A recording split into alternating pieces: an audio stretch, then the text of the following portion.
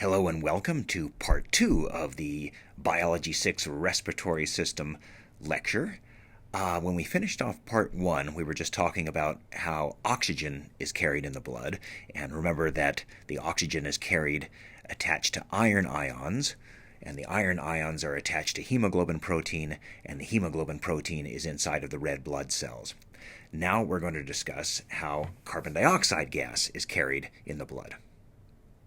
The carbon dioxides, that's actually even a little bit more tricky. Well, to begin with, you can see here that the carbon dioxides are generated when the cells in your systemic loop do cellular aerobic respiration. And then those CO2s flow through the end of the veins in the systemic loop and into the right side of the heart, and then into the arteries of the pulmonary loop, and then the CO2s leave the blood and you get rid of them by breathing outward. So that's the cartoon that I've been showing you. In real life, it's more complicated than that in terms of how the blood is carrying the CO2s. And so in your web handout, in your lecture, there's a thing that says how carbon dioxide is carried in the blood. That's what I want to address next. And let me preface this by saying this part is kind of complicated. So put your thinking caps squarely on your head. And if it seems a little baffling at first, it's not just you. Every semester, students find this part a little bit confusing. And I think one of the reasons why it's confusing is if you look at that part of your lecture handout, it has some chemical reactions listed there. And, well, sometimes I think just chemical reactions are not intuitive to us a lot of time. And I think maybe one of the things that makes those chemical reactions a little bit unintuitive is that students are sometimes not able to look at the reaction and see that the reaction might be decreasing certain molecules and might be increasing certain molecules. So before we jump into the actual chemical reactions there listed in your handout, let me show kind of a simplified chemical reaction. Let's say you wanted to make some cookies. And so in your kitchen, you get some sugar and you mix it with some flour and you make the cookies. Now, I know that cookies actually have butter and eggs and a bunch of other stuff, but just to keep my diagram simple, let's just say cookies are made out of sugar and flour. Well, so think of that as a chemical reaction. You're reacting sugar and flour, and they turn into the cookies. Well, so I think you would agree that if you carried out this chemical reaction in your kitchen to make the cookies, the sugar and the flour would decrease. You would end up with less, when you were done, you would end up with less sugar and flour in your kitchen than when you started, but the amount of cookies in your kitchen would increase. And so that's a general trait of any chemical reaction. The products, which are the things on the right side, that the arrow is pointing to, whenever a chemical reaction occurs, the product molecules increase, and the reactant molecules, the things that are to the left of the arrow, the reactant molecules always decrease. They get used up to make the product molecules. So as we go through this description here of how the blood carries carbon dioxide, and we look at some various chemical reactions, always keep in mind that the products, the things on the right, increase when the chemical reaction takes place, and the reactants, the things on the left, decrease when the chemical reaction takes place. Okay, so that's my grandiose introduction. Now let's get down to a little more detail. So in this cartoon that I've been showing you, I've just been showing the carbon dioxide traveling through the blood as carbon dioxide. That's a bit of a simplification. Here's a more accurate story. Let's imagine we're going to zoom in on the systemic loop down there and just look at one carbon dioxide going into the blood. Well, as it turns out, as soon as the CO2 goes into the blood, it gets changed into a different molecule. It gets changed into a molecule that's H2CO3. So it was CO2, it was carbon dioxide, but as soon as it gets into blood, it gets transformed into HCO3 minus. And HCO3 minus is called bicarbonate ion. So that's one of the major points of this. When carbon dioxide goes into the blood, it changes from CO2 into HCO3 minus. It changes into bicarbonate ion. Now, why does the body change the CO2 into bicarbonate ion? That part's pretty straightforward. It just dissolves better in the blood. Bicarbonate ion is an ion, And it's just a fact that ions tend to dissolve better in watery liquids than non-ions do. Okay, so they're in the systemic loop. As the CO2s go into the blood, they get changed into bicarbonate ion. And those bicarbonate ions eventually, finish the systemic loop and go into the pulmonary loop. When the bicarbonate ion in the blood reaches the lungs, the reaction has to go into reverse. It has to change back into CO2. Why? Well, CO2 is a gas, and so to go into the lungs and be breathed out into the atmosphere, it has to change back into a gas. And so, yeah, so the reaction just reverses itself, and it goes back into CO2, carbon dioxide, and then it enters the lungs, and you breathe it out and you get rid of it. Okay, so bear that in mind, that the carbon dioxide does not actually travel in your blood as carbon dioxide. It travels in your blood as bicarbonate ion. Okay, well, let me do one more concept. So the body has this chemical reaction that it uses to change the CO2s into bicarbonate ion. Here's that chemical reaction. So the CO2 is the reactant, and the bicarbonate ion is a product. But part of this chemical reaction is this. Not only is the bicarbonate ion a product, but every time this reaction occurs, a hydrogen ion is generated also.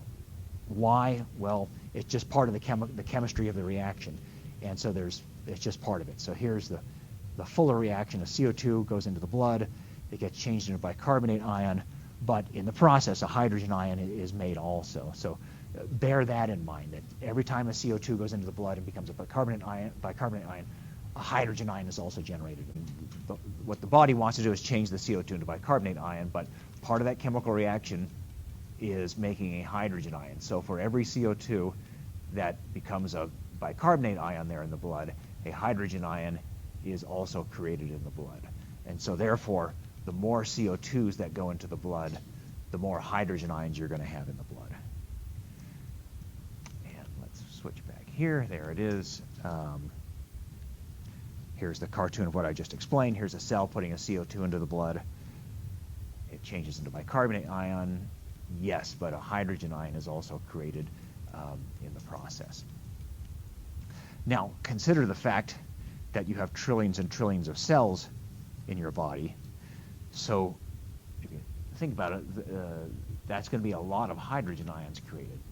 Those trillions of cells are constantly putting CO2 into the blood, and for every CO2 that goes into the blood and becomes a bicarbonate ion, a hydrogen ion is created. So lots and lots and lots of hydrogen ions. And you might remember back from the beginning of the semester something we talked about called the pH scale. The pH scale was a way of talking about the hydrogen ion concentration of a liquid. The pH scale goes from 0 to 14. And when I was teaching about the pH scale, I said keep this sound bite in your mind. The pH scale is backwards. And what I mean by that is a lower pH number for a liquid means that it has more hydrogen ions, and a higher pH number for a liquid means it has fewer hydrogen ions. And why did they make the pH scale backwards? That seems kind of confusing. Well, there's kind of a legitimate mathematical reason for doing it backwards like that, but let's not worry about that. Just kind of accept it as a fact that it's kind of a backwards scale. And dead center in the middle is pH 7, and that's kind of a special pH because that's the pH of pure water. And so even pure water has some hydrogen ions in it, and that exact concentration of hydrogen ions that you would find in pure water is pH 7. If a liquid has more hydrogen ions than pure water, its pH number is going to have to be less than 7, and they call those pHs acidic pHs. So pH 5 is an acidic pH, and pH 3.2 is an acidic pH. Anything less than 7 is an acidic pH. So that means more hydrogen ions. Whereas any pH number above 7 means that the liquid will have fewer hydrogen ions than pure water, and they call those the basic pHs. There's an older word, alkaline. It means the same thing as basic. So think of that as meaning fewer hydrogen ions than pure water. Now, your blood has a certain pH, and that pH is around 7.4. And do want you to know that fact. I might ask that on a quiz or something. What's the pH of blood? It's 7.4. And that's one of those homeostatic set points. Recall, I think it was actually the first lecture of this entire semester. I said that the body has these set points for all of its internal conditions, like blood pH, and the body has to stay at those healthy set points, otherwise you could get sick or even die. Well, this is one of those physiological set points. Your blood really has to stay at pH 7.4, that particular hydrogen ion concentration in the blood for 7.4 pH. And if it moves even a little bit, like down to 7 or up to 8, that could potentially be fatal. So your body definitely wants to keep you locked in at blood pH 7.4. Well, and what sets the pH of a liquid is the hydrogen ion concentration. Well, I just got through telling you that trillions and trillions of your cells are constantly essentially creating hydrogen ions in your blood because they're putting CO2 into the blood, and as the CO2 becomes a bicarbonate ion, a hydrogen ion is made. And so if you're sort of following what I'm saying, you're saying, you might think, Mr. Edens, you're contradicting yourself, because on one hand you just told us that the blood's pH has to stay at 7.4, a certain hydrogen ion concentration, and now you're telling us that every second of my life, trillions and trillions of hydrogen ions are being created in the blood. And so that it would seem that the blood is going to get very, very acidic, a lot more acidic than pH 7.4. Well, yeah, it does kind of seem like a contradiction. Yeah, as more and more hydrogen ions get built up, you would think the blood would become pH 6, then 5, then 4, then 1, then 0, then eventually you would just be totally acidic. Well, here's why that doesn't happen. Yes, it's true that they're in the systemic loop, which is where the cartoon I've been showing you. It's true that they're in the systemic loop. This reaction does happen, and so hydrogen ions are created. For every CO2 that goes into the blood, a hydrogen ion is created. But in the pulmonary loop, that reaction goes in reverse. In the pulmonary loop, the body has to change the bicarbonate ions in the blood back into CO2 gas, and notice that hydrogen ions are a reactant in that reaction. And remember what I was saying earlier, reactants get used up, they decrease in number. And so what I'm saying is there in the pulmonary loop, this reaction occurs and hydrogen ions get decreased, they get removed from the blood. And so that's how you stay at pH 7.4. For every hydrogen ion that's created in your systemic loop from CO2s going into the blood, a hydrogen ion is removed from your blood by this reaction as the CO2s are coming out of the blood. And let's see if I can switch back. We've seen that. Here we go. So I think this cartoon will show it. There's a CO2 is getting made and creating hydrogen ions as they turn into bicarbonate ion. But yeah, when they go up here to the pulmonary loop, the reaction will go backwards. And so yeah, you can see it right there. When the reaction goes backwards, hydrogen ions are being used up by the reaction that turns the bicarbonate ions back into CO2. Good. So yeah, that's the secret of your blood staying at pH 7.4. Yes, a whole bunch of hydrogen ions are created here in the systemic loop, but an exactly equal number of hydrogen ions are removed here in the pulmonary loop, and so all in all, there's no change in the hydrogen ion concentration of your blood. To make an analogy, think of the blood as a bank account, and the hydrogen ions are the dollars.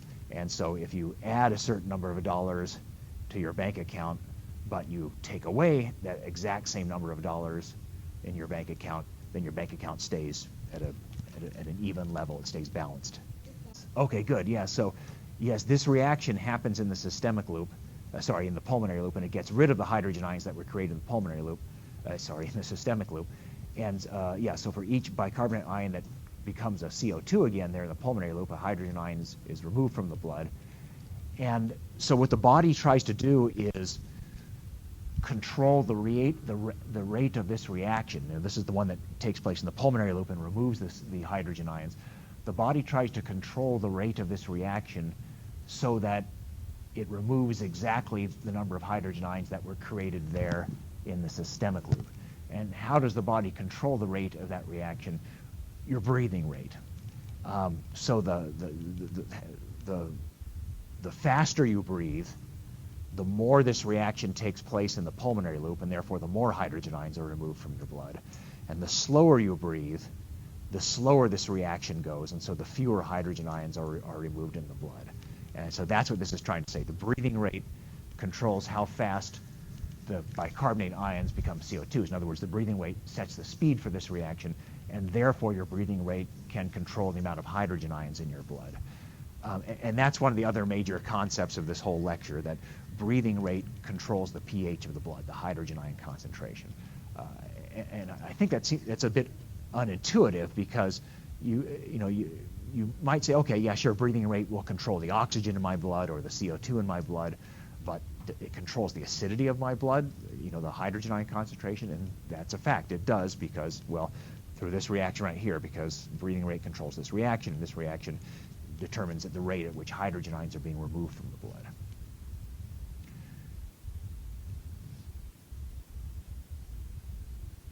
There it is. Good. And to illustrate that fact, here's a breathing guy.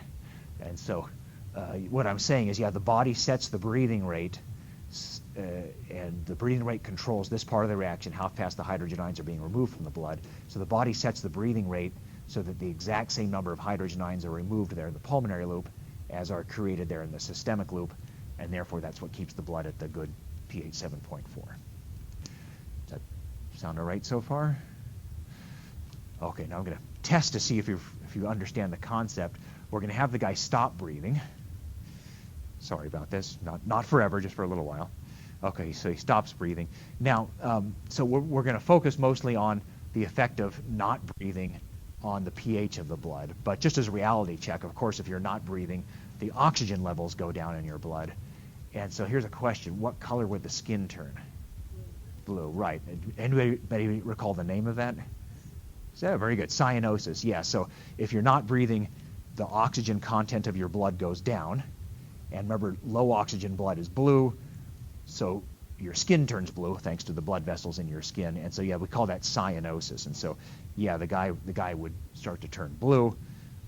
There he goes. But we're not really focusing on the cyanosis and the oxygen. It's more the pH we're focusing on. All right, so that's called hypoventilation when the breathing rate is lower than it's supposed to be. Okay, so do you think that's going to cause more hydrogen ions to build up in the blood or fewer hydrogen ions to be in the blood? More is correct, right. Because remember, the breathing removes hydrogen ions from the blood. And so if he's not breathing, they're not being removed. They're still being created here in the systemic loop as those cells put CO2 into the blood, and CO2 is going into the blood, makes hydrogen ions. But yeah, they're not being removed. So the amount of hydrogen ions goes up in your blood if you're hypoventilating. And so here's another potentially confusing question. Would the blood's pH go up or down? Very good, yeah, because remember the pH scale is backwards, and more hydrogen ions equals lower pH numbers. Yes, so his blood would start to get lower than pH 7.4 if he's not breathing. And there's a name for that. I think it's not on that page in your lecture handout, but it's maybe on the next page. It's called acidosis. Acidosis is where the blood's pH goes lower than 7.4. In other words, hydrogen ions are building up in the blood. Okay, now we're going to explore the opposite thing. Instead of breathing at the correct rate to keep him in pH balance, he's going to breathe faster. That's called hyperventilation. What will that do to the blood's hydrogen ion concentration? Increase it or decrease it? Decrease it, right. Because, yeah, breathing rate controls the rate that the hydrogen ions are being removed from the blood. And so if he's breathing too fast, if he's hyperventilating, it's removing the hydrogen ions faster than they are being produced. And so, if you remove money from your bank account faster than you put it in, you have less money. And so he's going to end up with less hydrogen ions in his blood than he would if he were breathing at the normal rate. Yeah, so hyperventilation decreases the hydrogen ion concentration in your blood. And in terms of terminology, that causes something called alkalosis. Alkalosis is the opposite of acidosis. In alkalosis, the blood's pH number is higher than it's supposed to be. In other words, the blood has too few hydrogen ions. Let me switch back to this just to make sure we're still on the same page. Well, I'm impressed. Like I said, this lecture is usually extremely confusing, but you guys seem to be following it. Okay, good. So breathing rate controls how fast this reaction takes place, how fast this bicarbonate ions go back to being CO2, and therefore it also controls how fast the hydrogen ions are being removed. And normally the breathing rate is set so that there's balance between hydrogen ions created and removed, so the blood stays at pH 7.4. So let me scroll down. Here it is. If the person's hypoventilating, less than normal breathing, that tends to increase the hydrogen ions concentration in the blood. But if the person is hyperventilating, that tends to decrease the hydrogen ion concentration in the blood. Awesome. All right. And I think the cartoon basically shows the same thing again, but kind of a close-up. This is a close-up of the pH scale right between 7 and 8. And remember, the blood is supposed to be 7.4. And here's our breathing guy again. All right, so if he hypoventilates, well, we just went through this. If he hypoventilates, that tends to create more hydrogen ions in the blood. And so his pH number would go down because that means more hydrogen ions. And we call that acidosis, acidic blood, less than pH 7.4. But if he hyperventilates, that tends to decrease the amount of hydrogen ions in the blood, which would give him a pH number higher than 7.4. And so, and that's called alkalosis, where the blood is more basic than it's supposed to be. Wahoo! All right, I think you're past the hard part. Congratulations. Okay, now, well, actually, maybe there's one more hard part left.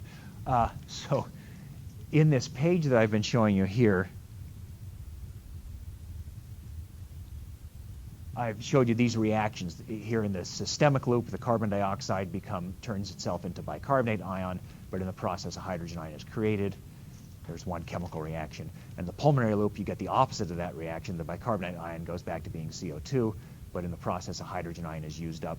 The problem is, with those two chemical reactions that I'm showing you there, they are not what are called balanced chemical reactions. The number of carbons and oxygens and hydrogens on one side is not the same as the number of carbons and hydrogens and oxygens on the other. So I don't want to say, I don't want to use the word illegal, but it's technically not valid for me to show you an unbalanced chemical reaction. And so just for the purposes of no one accusing me that I'm just lying to you, let me show you the actual chemical reaction. Here's how the CO2 actually becomes bicarbonate ion and hydrogen ion. So the CO2 is created from inside the cells, and then it goes into the blood where there are lots of water molecules. Well, there's a reaction between the CO2 and the water in the blood that initially forms a molecule called carbonic acid. Carbonic acid is H2CO3. And so notice that carbonic acid is not the same as bicarbonate ion. There's a difference in the number of hydrogen ions there. Anyway, carbonic acid is created first, and then almost all of that carbonic acid then undergoes the next chemical reaction where one of its hydrogens breaks off and becomes the hydrogen ion, and the rest of it is now just bicarbonate ion. And that there is a balanced chemical reaction. So officially, if anybody asks you, Dr. Eden showed you a balanced chemical reaction to show how CO2 turns into bicarbonate ion and hydrogen ion. But I like to show those other ones because to me those are those are emphasizing the more important bits. But this is officially how it occurs. All right, good. Now I think we are past the hard part. Let's talk about what sets your breathing rate. So your breathing rate. Go back to here. Your breathing rate is defined as how many breaths you take per minute, breaths per minute. And for an adult, when they are at rest, somewhere between 12 to 18 is considered a normal standard breathing rate. Now, I'll tell you something kind of tricky. If you tell a person, hey, I'm going to measure your breathing rate, their breathing rate changes because it's one of those things that if you're not thinking about it, you kind of do it naturally and normally. But once you start thinking about it, then you no longer do it normally, and so you'll change your breathing rate. And so apparently nurses do a trick. If they want to get the patient's breathing rate, they'll grab the patient's wrist and pretend to be taking the patient's radial pulse. And so the person doesn't know that their breathing rate's being monitored, but the nurse is actually looking at the person to see how fast they're breathing in and out. And that way they can get their natural breathing rate. That kind of reminds me, that same principle that if a person knows they're sort of being observed and they can't do things naturally. My wife plays tennis, and she told me there's a psychological trick. If somebody is serving very well, your opponent, you say, "Wow, your serve looks different today," and then they start thinking about it. Then they can't serve the ball into the court to save their life. Now, how did I get on that tangent? Oh yeah. So anyway, the normal breathing rate is 12 to 18 breaths per minute. When you're relaxed, when you're not exercising. But of course, that can change depending on the needs of your body. For example, if you go running, your body, especially your muscle cells, need more oxygen because they're using more energy, so they need to do more aerobic respiration. And so sure, we all know from experience, if you go exercising, your breathing rate increases to much higher than the standard 12 to 18 breaths per minute. And so what I want to talk about now is, well, what part of your body actually sets your breathing rate to make sure that you have the right amount of oxygen and CO2 and things like that in your blood.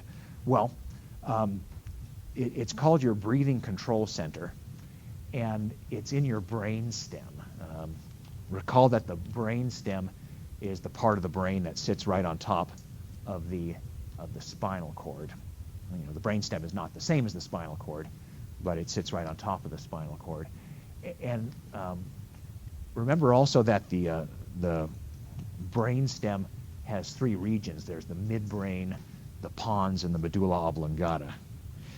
What do I do with my laser pointer? Here it is. There it is. Yeah, so the brain stem includes the midbrain, the pons, and the medulla oblongata. Well, within the pons and the medulla oblongata is your breathing control center. And so it does several things. It monitors the amount of oxygen and CO2 in your blood, to see if those are at the proper levels. And then based on what it finds, it sends signals to your inspiratory muscles, which remember are your diaphragm and your external intercostal muscles. And so it sends them signals and gets you to breathe, gets those muscles to breathe you at the proper rate that it thinks you need to breathe. Now, let me switch back to my computer here for a second. Here we go. This lists some of the changes that it will make in your breathing rate. And I think more or less these should make sense. Ignore the CO2 for a second. But if your oxygen is too low in your blood, just as you might expect, your breathing control center realizes you need to breathe faster. So low oxygen in the blood makes your breathing control center breathe you faster, so to speak. But if the oxygen in the blood is higher than it's supposed to be, obviously you're breathing too much, and so your breathing control center will decrease your breathing rate. And for the CO2, it's the opposite, because remember, you're breathing not to put CO2 into your blood. You breathe to get rid of the CO2 from your blood. So if the CO2 in the blood is too high, you need to breathe more to get rid of that CO2. And so your breathing control center increases your breathing rate. But if the CO2 is a lot less than it normally is in your blood, then you're breathing too fast. You're getting rid of your CO2 too quickly. And so your breathing control center would slow down your breathing rate. Now, interestingly, the breathing control center has to monitor the CO2 and oxygen levels in your blood. Interestingly, the breathing control center monitors the oxygen in your blood, not up there in the brain where the breathing control center is, but in the aorta of your heart and also in your carotid arteries. Remember, those are the ones in your neck that carry blood up to the brain. So it's actually in your aorta and your carotid arteries that you have oxygen sensing neurons, and then those neurons send the report of how much oxygen is in the blood to your breathing control centers. But the CO2 in the blood is measured actually by in the breathing control center itself. Now, I have to admit here, I'm simplifying a little bit. Remember, most of the CO2 is not in the blood is not actually CO2. What is it? Begins with a B. Bicarbonate ion, yes. And so I said CO2 in the blood, but that's actually a lie. What I should have said is bicarbonate ion in the blood, because that's the form that the CO2 travels in when it's in the blood. Okay, yes, so your breathing control center monitors the oxygen and the CO2 levels in the blood. But here's something that's kind of surprising. The oxygen levels are not actually the major thing. Oh, here it is. The oxygen levels are not actually the major thing that set your breathing rate. It's more the CO2 levels. And at least that was very surprising the first time I heard it, because you always hear that you need oxygen to survive, and you do. You can only go a few minutes without oxygen or you die. So you'd think the breathing control center would mostly pay attention to the oxygen, but it doesn't. So I'm not saying the breathing control center pays no attention to the oxygen in your blood, but it doesn't pay much attention to it. Your oxygen levels have to be really, really low, like really low, before your breathing control center will start increasing your breathing rate. But it's more of the CO2 levels in the blood that determine your breathing rate, not so much the oxygen. And here's the even weirder part. It's not really so much the CO2 levels, it's the hydrogen ions that get created when the CO2 goes into the blood. Because, remember that what we just talked about a few minutes ago, that one hydrogen ion is made every time a CO2 enters the blood and becomes a bicarbonate ion. And so because of that relationship, that you get a hydrogen ion every time a CO2 goes into the blood, the breathing control center can monitor the hydrogen ions in the blood effectively as a way of looking at the CO2 levels in the blood. So what sets your breathing rate is not really the oxygen, and technically it's not even really the CO2, it's the hydrogen ions that created from the CO2 that the breathing control center uses to set your breathing rate. And another way of saying hydrogen ion level is the pH. And so it's really the pH of your blood that your breathing control center uses to set your breathing rate. There it is. Okay, so let's see what cartoons I have here. There it is, yeah. So the pH, the hydrogen ion concentration, is what actually sets your breathing rate.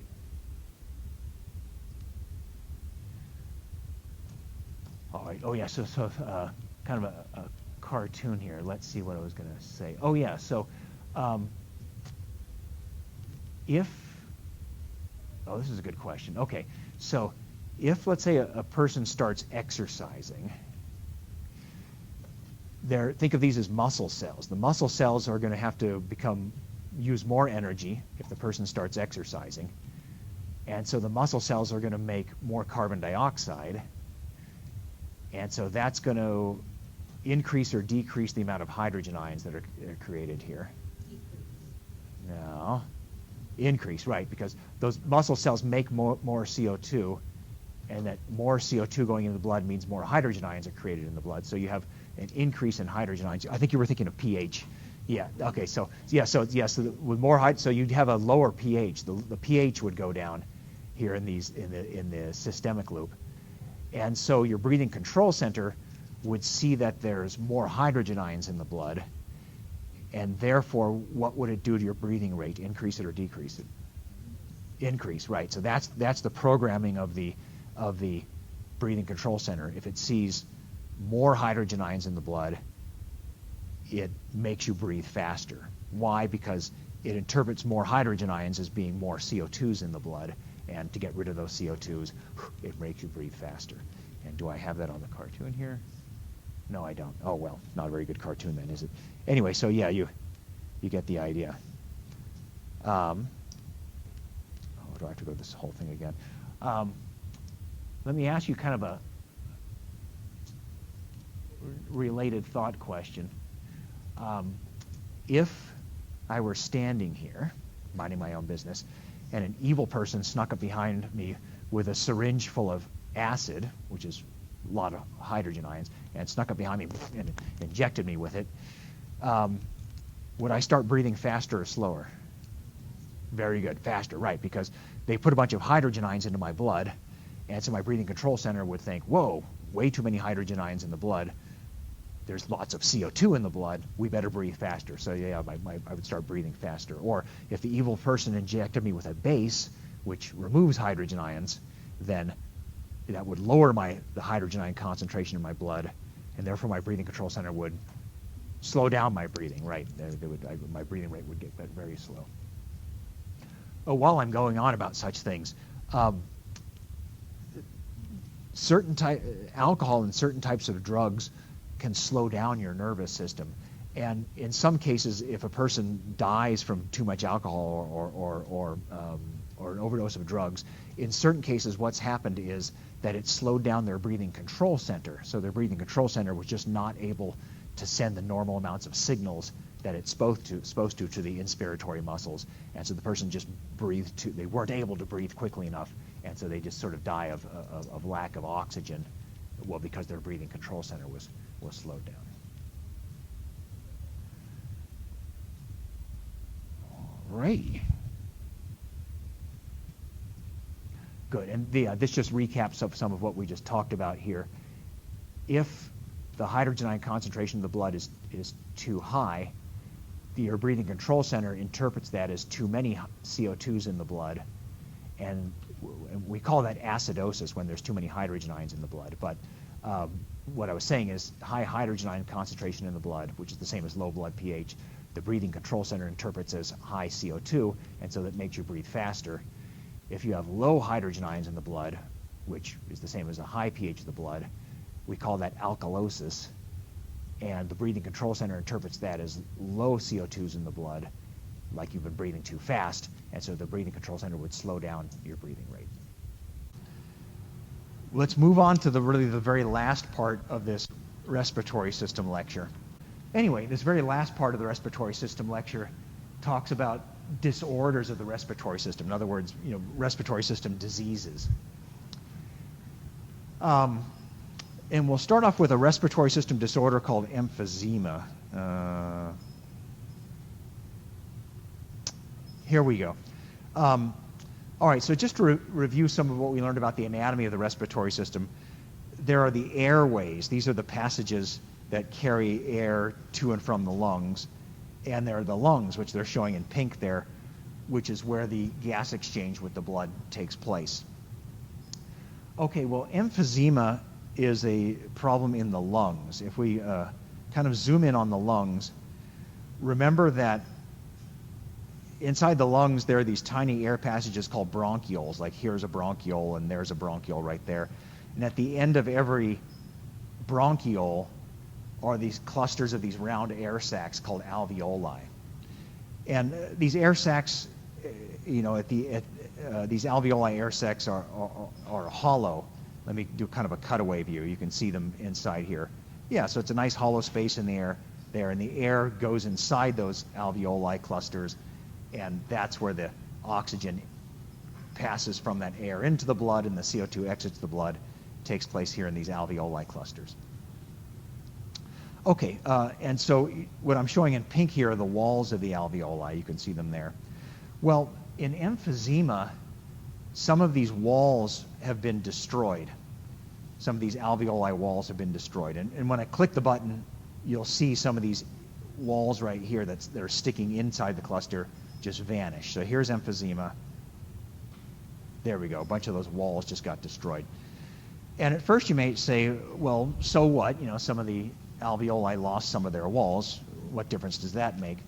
Well, the difference is that those alveoli clusters can end up collapsing if some of the walls are destroyed. To make an analogy, if for some bizarre reason you went home tonight and started knocking down the walls in your house, maybe you took a big sledgehammer or a saw and just started pulverizing all the walls, your house might collapse because those walls are one of the things that are holding your house up. So yeah, if a person has emphysema, those clusters of alveoli can collapse, and that's going to make breathing difficult. But there's kind of a nuance here. For a person who has emphysema, the alveoli only collapse when the person is expiring, is breathing out. And here's why. Here's one of these bronchioles, these tiny air passages, and here's the person inspiring. Here's the cluster of alveoli. Well, when a person's inspiring, air is rushing in and filling these alveoli clusters. And the air pressure of the air rushing in there will keep these alveoli clusters inflated. So a person with emphysema, they can inspire just fine. The inspirated air keeps their alveoli clusters inflated. But the problem comes when they're trying to expire. When they're trying to expire, the air is exiting their alveoli clusters, and so you no longer have this air pressure of the air flowing in. Just the opposite. There's low pressure because the air is flowing out. And without that air pressure, the alveoli clusters will collapse because they're missing their walls. And so, yeah, instead of having that nice inflated cluster of alveoli, they collapse during expiration. So you get this interesting effect in people who have emphysema. They can inspire normal volumes of air. They can breathe in just as much air as you and I can. But when expiration happens, they start coughing and gagging because their alveoli clusters are collapsing and air is getting trapped inside there. So a healthy person, if you say inspire then expire, they go. A person with emphysema, if you say inspire and expire, they go. And they start gagging because on expiration, the alveoli collapse. And so the person has normal inspiration but difficult expiration. And that means their oxygen levels are going to be normal in their blood, but their CO2 levels are going to be high because inspiration puts the oxygen in their blood. That's normal. But expiration gets rid of CO2s from the blood, and since they can't expire normally, they can't get rid of CO2s in the blood normally as well as a healthy person, so they end up with high levels of CO2 in the blood. Anyway, that's emphysema. Some of the alveoli walls break down, so the person cannot expire well. All right, so here comes the next disorder of the respiratory system. It's called chronic bronchitis. Okay, so remember these air passages in the lungs are the bronchi. You have like large bronchi, like the primary bronchi, and then they eventually branch into the smallest bronchi, which are called the bronchioles. And we can sometimes call the bronchi and the bronchioles in the lungs, we call them the lower respiratory passages. Okay, in a person who has bronchitis, those air passages in the lungs, the bronchi and bronchioles become inflamed, which means swollen, and also excess mucus is made in those air passages. And so here you see that going on. Here's the passages have gotten swollen to a smaller size, and a whole bunch of extra mucus is built up inside. So that's bronchitis, inflamed air passages in the lungs with lots of mucus. And chronic means it's a constant condition. Like every minute of every day, 24/7, the person has bronchitis. The person has inflamed and mucus-filled airways. Well, it's going to be hard for this person to breathe, right? Because this has essentially made the passages narrower because they're swollen and mucus clogged. And it's really hard to get air to flow through a narrow passage. So a person with chronic bronchitis would sound something like that because they got these real narrow air passages and the air just doesn't move through very well. So they would have low oxygen because they can't breathe in very well. And they have high CO2 in the blood because they can't breathe out very well.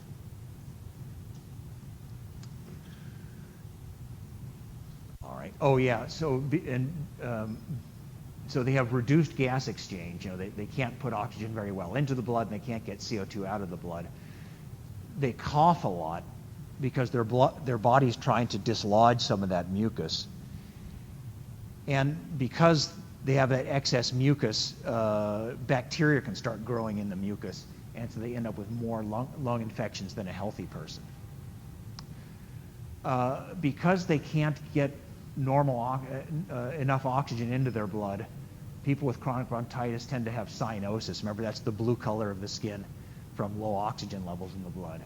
And the official name for low oxygen in the blood is hypoxia. So we say that people with chronic bronchitis have cyanosis because they have hypoxia.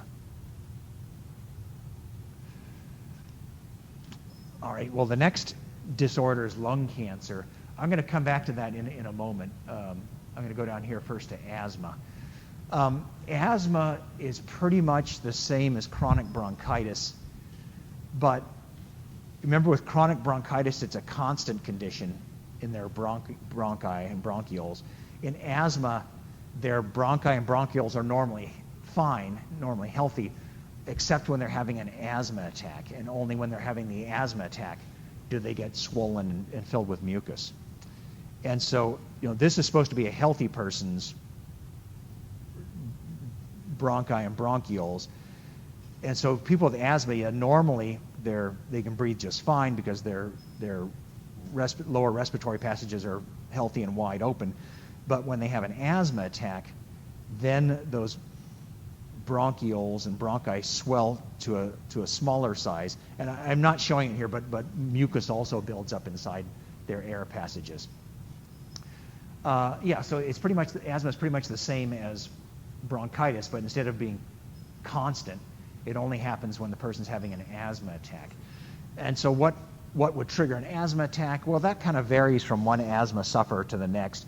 With some people who have asthma, there's specific allergens that can trigger the attack. Like I have a friend who is very sensitive to cat hair, and if he's around cats, he suddenly gets an asthma attack and can't breathe very well.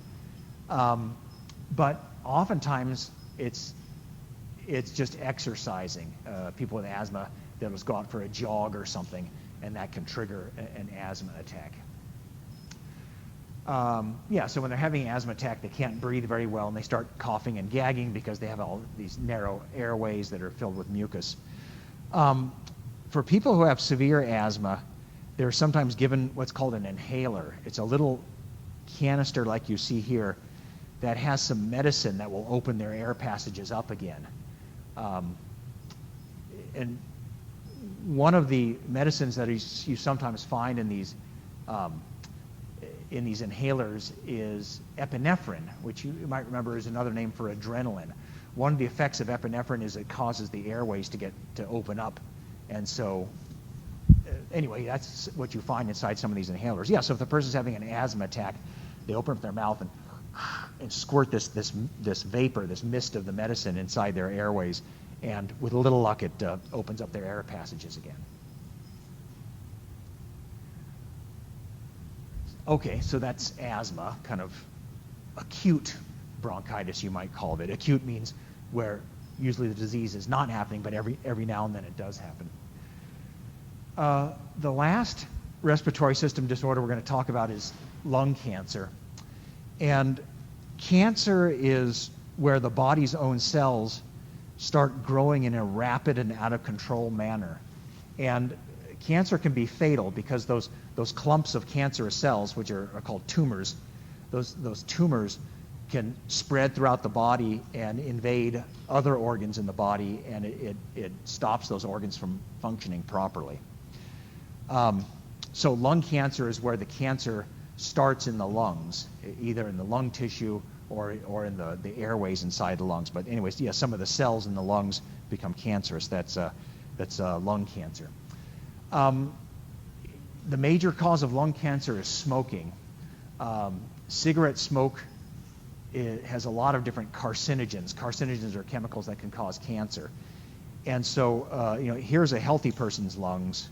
They have a nice, healthy pink color to them. But here's a person who was a lifelong smoker, and you could see that the cigarette smoke they've been inhaling all their life has lodged in their lungs. That's why the lungs look so blackened.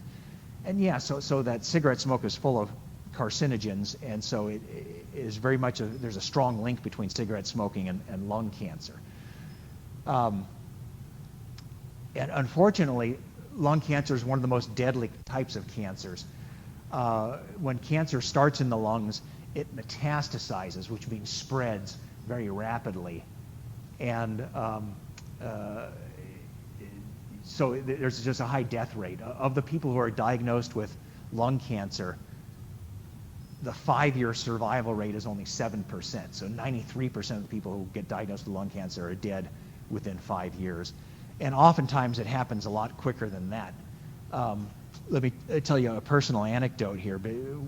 When I was just starting my teaching career, I rented a room in a house with a few other housemates. But the woman who owned the house, her name was Barbara, she lived in the house also. She lived in the lower floor. And anyway, I remember I was just starting my teaching at that time, but the school year had finished. It was in May, and I was going to leave for the summer, and come back after 3 months. And I remember on the day I was leaving, she was coughing a lot, and she thought it was just bronchitis, but it turned out to be lung cancer.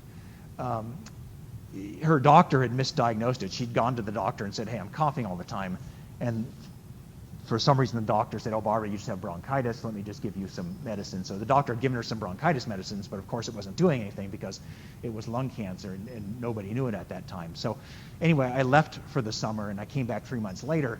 And when I came back, one of the other housemates, Jack, kind of took me aside, and he said, "Barbara has died. The cancer had spread so rapidly that just within the 3 months I was gone, she had passed away from it." And so I'm saying it's a terrible type of cancer with a very low survival rate, and sometimes the people who have it, they don't even last 3 or 4 months. And very definitely linked to smoking. Barbara didn't smoke when I knew her, but when she was younger, she was a smoker. And incidentally, it's not just lung cancer that it can be caused by smoking. The first two that I mentioned, emphysema, is also caused by smoking, and chronic bronchitis is also caused by smoking. I guess now cigarettes are not as popular as they used to be, but people are doing, I guess, e-cigarettes, which is I guess also called vaping. I'm not an expert on the health of those, but from what I understand, that those are not healthy for your respiratory system either. They're less unhealthy than cigarettes, but they can still cause lung cancer and chronic bronchitis and emphysema. Pretty much anything other than fresh air that you breathe in is not going to be good for your lungs, is what it comes down to. And one final thing, it's not just the respiratory system organs that smoking is bad for. It's also bad for your blood vessels. The cigarette smoke damages the inside of the blood vessels, and in those damaged spots, you start to get deposits of fat, and that's called atherosclerosis. Matter of fact, I was just looking at the whiteboard here. If your eyes are good, I guess I defined this when we talked about the cardiovascular system. In atherosclerosis, deposits of fat called plaques build up inside the arteries, and that can clog up your arteries and give you a heart attack or a stroke. And so, yes, cigarette smoking can cause atherosclerosis. So, about the worst thing you can do for your organs is to smoke cigarettes. From somewhere I saw a chart of what people die of, and you can see that tobacco use is related to by far the largest number of deaths every year in the United States. Almost 500,000 deaths per year is related to tobacco use.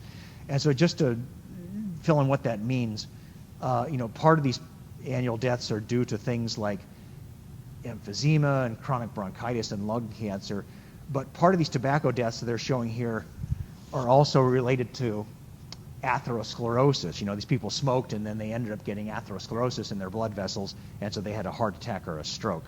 But taken all together, alcoholists, boy, it's like 20 times more people die of tobacco every year than homicides. Kind of astounding. Okay, well, so that's the end of the respiratory system lecture. I kind of hate to end it on this kind of dismal note about the diseases there. But as I said, if you just breathe in fresh air and nothing else into your lungs, generally you're going to have a pretty healthy set of lungs.